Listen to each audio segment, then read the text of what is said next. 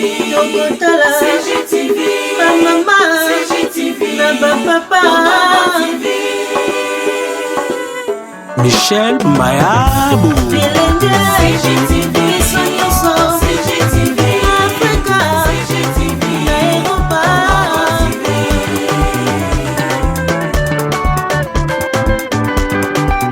ba émission ya kitoko culturel, politique, religieuse CGTV, Tokotala ba mama na ba papa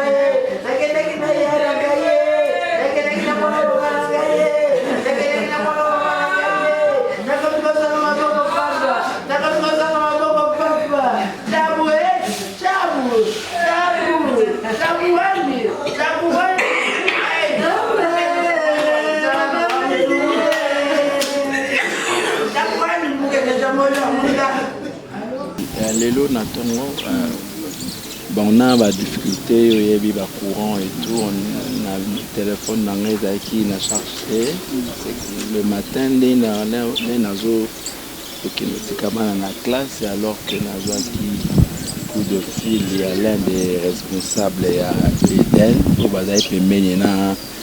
le fils, il y a papa Alain Moloto, il cherchait à me joindre depuis 5 heures, mais Zaki joignable était. C'est ce matin, en allant pour notre cabane dans la classe, les Nazouaki nouvelle, c'est triste nouvelle. Il y a départ, il y a maman Christine Moloto. Et qu'est-ce que vous gardez de maman Christine Moloto? Vraiment, c'est une maman pour nous. Quand il y a grande famille, Gaël, mais moi personnellement, c'est ma marraine. Ma marraine, donc c'est le couple pareil en fait. Il y a mariage dans Bisso. Donc, Naza à titre, il y a Moussala Ndambe, mais aussi il y a famille parce que c'est vraiment ma marraine en fait. Ok, on a fait ça peine de Maloba, papa va nous baser dans la Bisso de partout. Donc, qui sent que maman a confié à sa crise. Au juste, maman ni maman Christine Naliwa. Oui, Azaki malade. Tobenganaki na mwana le week-end. Maman Azaki malade. On était en train, la famille faisait des démarches pour que nous continuions les soins en Afrique du Sud avec retard, il y avait visa et tout. Et ça s'est dégénéré vraiment rapidement entre dimanche et lundi. Et donc c'est Nabutu Onde, elle a rendu l'âme. Merci beaucoup. Pasteur, est-ce que vous m'avez dit que vous avez pété en hôtel à maman, on a 6-7 ans, papa allait mon hôtel? Bien sûr, je ne vais pas dire tout le jour, tous les mois, mais de temps en temps, quand on avait l'occasion, elle était ici, place Toja à Nagungu, et on venait la voir. Est-ce que Abeli, parce qu'elle a souffert d'une maladie, tu es mort au Morosa Sibit? Bon, Zaki malade, c'est à comment il est bien, Zaki en Afrique du Sud, soin à Zongaki, et pour le départ, on va prendre un OP. Dans la semaine, plutôt le week-end passé. Donc ça s'est fait un peu rapidement. Okay. Pourquoi? Je ne suis pas médecin. On comprend que nous avons sous émotion, tout à travers le monde. Ils peuvent retenir quoi dans la journée à l'élo ou information et quoi de nous autres? En tout cas, dans la carte, il y a recueillement et elle a servi le Seigneur. C'est vrai que Tozo est là, mais Baba Nanzambe, on a toujours l'espoir de la vie éternelle. Quand on a servi le Seigneur, et quand le Seigneur permet notre départ, nous Tozo Tikamuzo pour entrer dans une autre vie. Maman Christine, elle a été une fervente servante de l'Éternel. Tozo a Elikia, qu'elle est auprès du Seigneur. On attend le programme. La famille, l'organisation pour que comment on va l'honorer dernière demain. Maman Christine a souté maman Christine a tiki biso. Aujourd'hui le frère Alain a souté, il est parti depuis ça fait aujourd'hui combien d'années qu'il Je crois 6 ans ou 7 ans, c'est depuis 2013. Si je ne me trompe pas, suis mémoire Nangezoko Sangate, je crois 6 ans, 7 ans déjà, depuis que papa Alain. Bazana Bana 4. Bana 4. Donc on peut dire aujourd'hui qu'il y a une disparition peut sur sa maman, orchestre peut sur ses coups Non, finalement. non, non. Alain Moloto, Ezaka, présence physique, Alain Moloto a esprit. Donc, il a esprit au sozo dans la musique, c'est Alain Moloto. Donc, Alain Moloto a vivante, mais esprit naïe. Et ça, il y a surtout génération Belo, Lelo, musique, Zobeta Malelo, ça génération Alain Moloto. Mais malgré Aza vivante, mais esprit naïe, ça, na batebele, bazo composé, banzem Lelo, ce qui Lelo composition est commis. Et comme c'est Alain Moloto. Ce qui musique est comme l'adoration, c'est Alain Moloto. Donc, c'est ça. Qu'est-ce qu'on peut retenir par rapport à la disparition et à maman Christine? Son fils est là. Donc, là, nous sommes en direct sur le fait qu'il ne veut pas aller à donc son fils est là. Donc, ce qui est vrai. pense que Batian on a un hôpital au pèse à moi crédible. Donc inutile de faire trop de commentaires aujourd'hui. Un mot par rapport à Batian Stobo dans la biso lelo. Au batonyon surtout bazolanda biso Bible bitole na batonyon so bazolela soutenir la famille Moloto. Ezala malamu surtout soutenir famille Moloto na ba moment boende bayebaka bandeko malamu baninga malamu. En tout cas bozana bango tozana bango ensemble to soutenir bango na ba moment ya pasi. Eza bana o batikali papa azate mama azate mais nayebi que le père des orphelins est là Jésus-Christ à soutenir bango mais toi on a besoin na bino pe moralement surtout moralement et puis spirituellement présence na bino ba conseil na bino ba prière na bino eza malamu pona famille Moloto Mobimba. Merci. Je laisse la place à Libouya. Ok, liwa ya Maman Christine et touché biso makasi. Aza maman moko azaki kimia akomaki un peu invisible abana komona na te.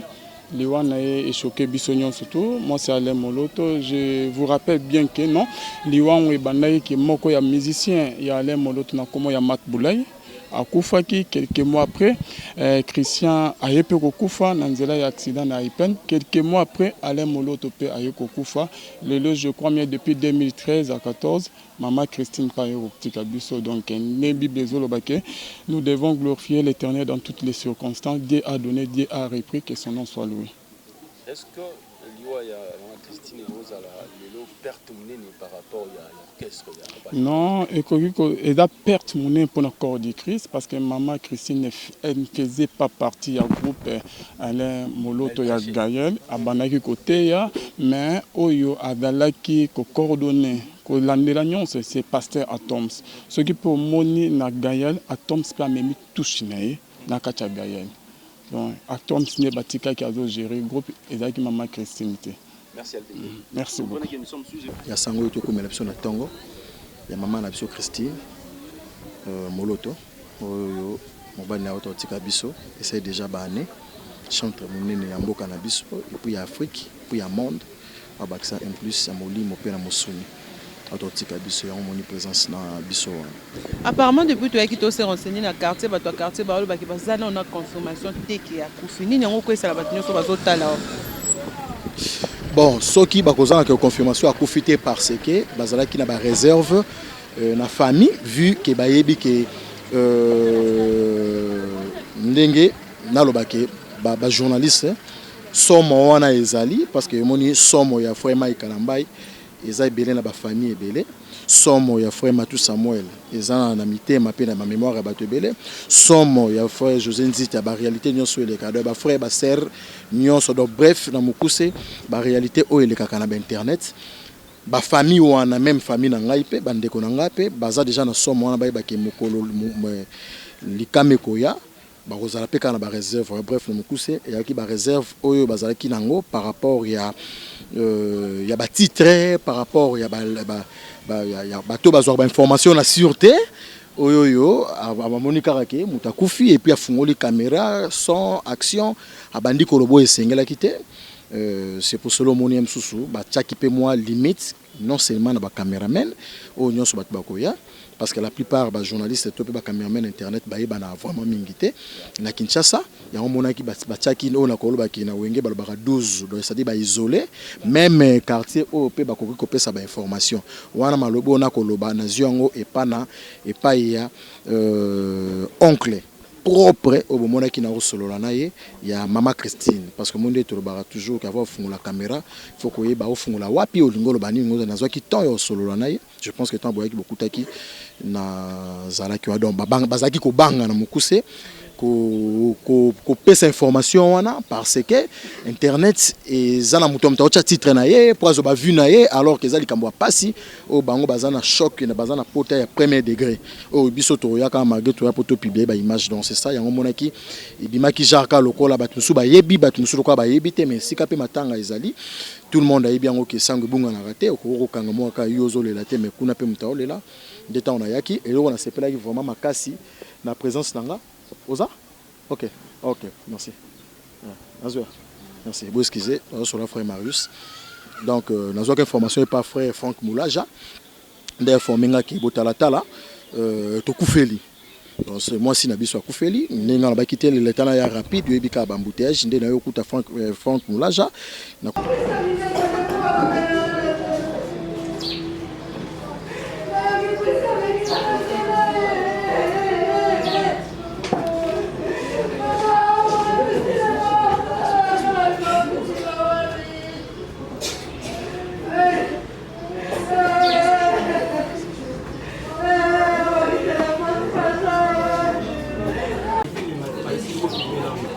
On nous a permis.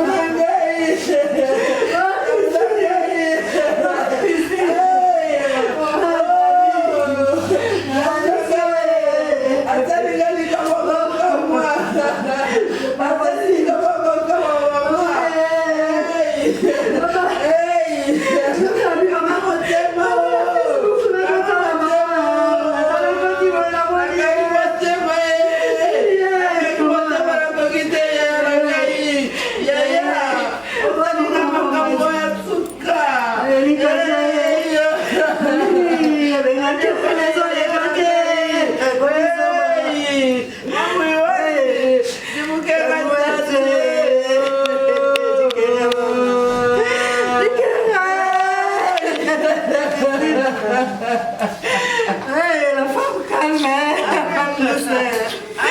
la maman de la vie, la maman de la vie, la maman de Kétia, la maman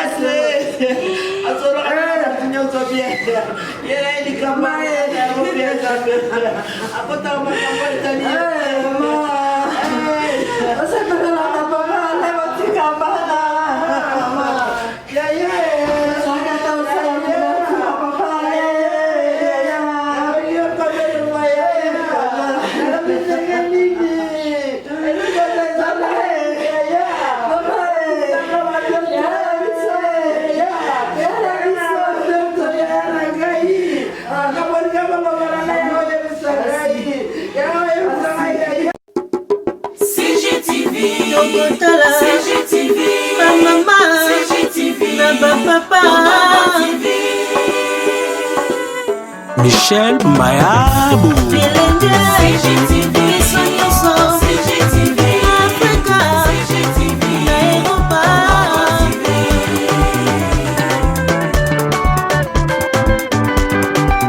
Ba émission ya kitoko culturel, politique, religieuse. CGTV, ma maman, CGTV, ma papa.